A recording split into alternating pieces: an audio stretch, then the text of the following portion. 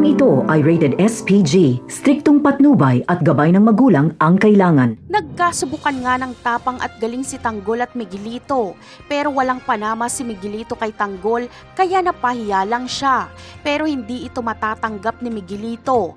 Magtatanim siya ng galit sa mga Montenegro. Gusto niya itong pabagsakin, bagamat papayuhan siya ng kanyang lolo at ama na mas magandang kakampi ang mga Montenegro kaysa maging kalaban ito, ay hindi makikinig si Miguelito. Iniisip kasi ni Miguelito na kaya niya ang mga Montenegro lalo na kapag manalo siya bilang mayor. Dahil dito ay magkakaroon na ng hidwaan ng dalawang pamilya na ito. Gagamitin ni Olivia ang pagkakataon na ito para matalo niya si Miguelito sa eleksyon. Gagawa siya ng mga hakbang para lalong pag-awayin ng mga Guerrero at Montenegro. At nang sa ganon ay humina sa mga tao si Miguelito.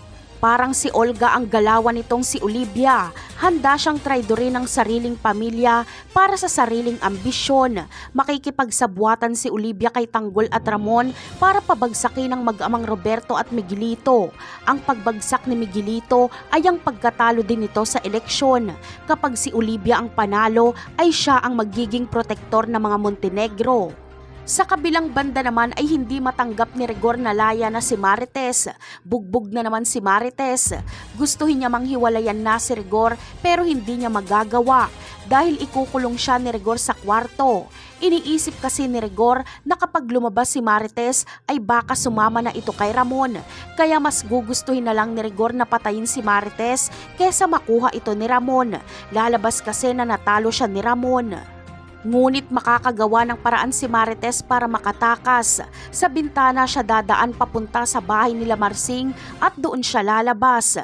At dahil alam ni Marites ang mansyon nila Ramon, ay agad siyang pupunta doon para sabihin kay Tanggol at Ramon na gusto siyang patayin ni Rigor. Napakarami pa nating dapat abangan sa mga susunod na episode. Paalam!